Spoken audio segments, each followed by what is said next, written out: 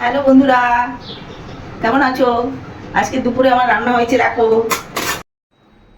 চারা পোনার ঝোল, ডাল, পটল আলুর তরকারি, পনির, আর এটা হচ্ছে চিংড়ি মাছের মালাইকারি। আর ভাত বেড়ে নেওয়া বাড়া হয়ে গেছে, প্রত্যেককেই আমি স্যালাড দিয়ে দিয়েছি। এবার আমাদের খাওয়ার পালা। এবার আমার ছেলেকে ডাকি, আরে কিরে চলে আয় শিগগিরই।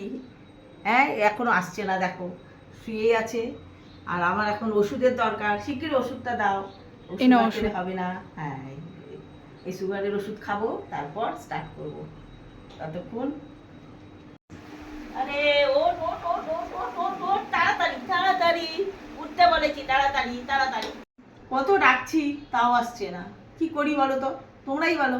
এত ডাকা যায়? কত বেলা হয়ে গেল, এখনো খাওয়া হয়নি, ও এখনো আসছে না।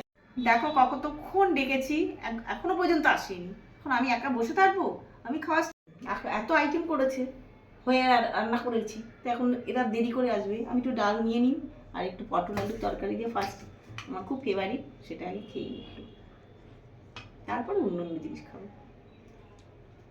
তোমরাও খেও। এসছে এখন, ওই খাওয়াতে বসছে, এই দেখো।